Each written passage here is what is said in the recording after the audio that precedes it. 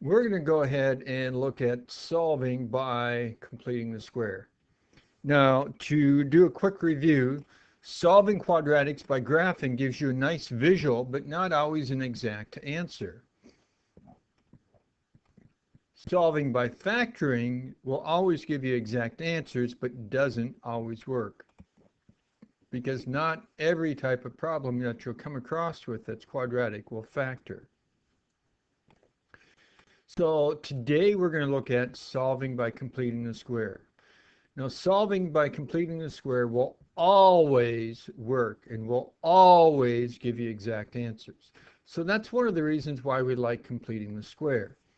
Now, to solve by completing the square, we're going to get into that process here in a little bit. We're going to kind of lead up to it.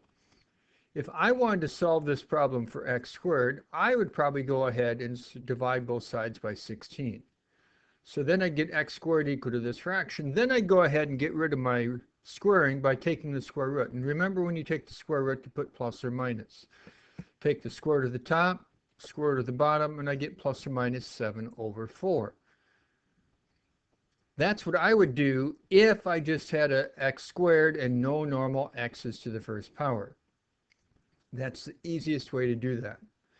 I could even do that here because I just have one thing squared. So I could get rid of the 9. I get this. Now I could get rid of my squared. Now, could I go ahead and go x minus 1 times x minus 1 and FOIL it out? Yes, but why not just get rid of the squared by taking the square root of both sides? And that's going to be an easier approach. Remember, when you take the square root of both sides, remember plus or minus. Then all you have to do is do the square root of the top of that fraction over the square root of the bottom of that fraction. Then you have to finish getting x by itself. To get x by itself here, you'd have to add 1 to both sides. So you get 1 plus or minus the square root of 7 over 3. Now, taking your square root property is going to be very similar to the last problem that we did. What we have here on the left side, whenever it says by the square root property, will always factor into 2 identical parentheses. So if you do your AC factoring, it should always end up being 2 identical parentheses. Didn't do anything to the right-hand side. Now, if it's 2 identical parentheses, we could write it as 1 parenthesis all squared. Now it's just like the last problem where you could take the square root of both sides, remembering to take and put the plus or minus on the right-hand side. Then to get x totally by itself, you want to subtract a 7 from both sides. Now, because we have no roots left and we have nice normal numbers, I want to break it apart into 2 separate ones. A negative 7 plus 8, and the other option of a negative 7 minus 8. And then work out each one of these. Negative 7 plus 8, negative 7 minus 8. Those would be my 2 answers. That's the square root property. So once again, if it's a square root property, the left-hand side, well, whatever side has variables, will always factor into 2 identical parentheses. So you could write it as something squared and then just do your square root of both sides. So go ahead and try to quickly do this one before you watch. Factoring the left-hand side into 2 identical parentheses. So you could write it as 1 parenthesis all squared. Take the square root of both sides, simplify that square root on the right-hand side. You get this. Then you want to finish getting x by itself by adding 2 to both sides. So you get 2 plus or minus 2 of your roots. Now, all this leads us up to the whole idea of completing the square. For the most part, just like what we did here, we want to factor the one side into 2 identical parentheses. But it's not always set up nicely to do that, so we have to adjust it so we can do that. So you can always follow these steps to get that. You want to get the number in front of your squared term to be 1. Then you want to get the variables on one side by themselves by taking the constant, that's the one without variables, to the other side. To complete the square, to get that one side into a form where it will factor into 2 identical parentheses, you always take half of b. Remember, b is the number in front of your variable to the first power. Take half of that and square it. That's what you add to both sides. Then you can factor and finish solving it. So if we do that here, we got to get the number in front of our square term to be 1. So I'm going to have to divide everything on both sides by 3. So if I do that, I end up getting this.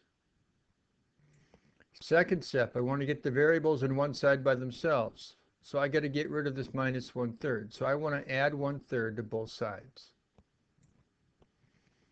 Now I want to do the half of b squared. Now b is negative 2/3. That's what's in front of my squared term. If I do half of b, do half of that negative 2/3, and I get 1/3. Technically it should be negative. However, since we're squaring it, a negative squared versus a positive squared doesn't make a difference. So I got to take that 1/3 and I square it. That's what I add to the left-hand side. But if I add something on the left-hand side, to keep it balanced and equal, I got to add it to the right-hand side. So on the left-hand side, it's going to factor into 2 identical parentheses. If you did your AC factoring, which I don't know if I'd necessarily recommend that here, whatever is being squared in the beginning, you would put in the beginning. Whatever is being squared in the end, not what the answer is, but what is being squared, which is the 1/3, goes in the end. And then the sign that we put in here comes from here. Since it factors into 2 identical parentheses, we could write it as 1 parenthesis all squared. And well, then we could just work out the right-hand side. We bring down our third. 1/3 squared is 1/9. So on the right-hand side, we could add these together. This would be 3/9 plus 1/9 gives us 4/9. Now all we have to do is finish solving it. So we could take the square root of both sides. Remember, plus or minus.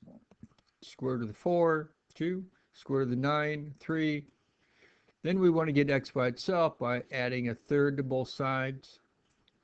Since we have nice normal numbers, I'm going to break it apart into the 1/3 plus a 2/3 and a 1/3 minus the 2/3. Work out each one. 1/3 plus 2/3 is 3/3, or 1. 1/3 minus 2/3 is negative 1/3. So that's completing the square. If you want to try this on your own and then watch the video, or if you want to go through it one more time together, it doesn't make a difference. Get the number in front to be of your squared to be 1 by dividing everything on both sides by 2, and we get this. Then you want to get your variables by themselves, so we want these by themselves, so you got to get rid of this, so we want to subtract the 15/2 from both sides. Then you want to identify b, which is what's in front of your x to the first. It's 11/2. You want to take half of that, so half of that, 11/2 times 1/2. Remember, in multiplying fractions, you multiply the tops, multiply the bottoms, you get 11/4. That's what we have to add and squared to both sides. I add 11/4 squared here, 11/4 here. Remember, when we do that, that means the left-hand side factors into 2 identical parentheses. Whatever's being squared in the beginning, which is x, would go in the beginning of each parenthesis. Whatever's being squared, the 11/4, goes in the end of each parenthesis. Since both parentheses are the same, you could write it as 1 parenthesis all squared. By the way, you take the sign right here, which is plus. That's why we have here. Over here on the right, you have your negative 15/2 plus 11 squared, which is 121 over 4 squared, which is your 16. Have to do a common denominator here. Multiply the first one, top and bottom, by 8 to get over 16. And in this case, we end up getting a 1/16 on the right-hand side. So now we can finish solving it by just getting rid of that squared by taking the square root of both sides. Remember, the square root of the top over the square root of the bottom would be 1/4. It'd be plus or minus. Then get x on one side by itself. Break it apart into 2 separate ones so that you can finish solving it. Negative 11/4 plus 1/4 ends up being 10/4, which reduces down to negative 5/2. Here you get negative 11 over 4 minus 1 over 4 is negative 12 over 4, which simplifies down to be negative 3.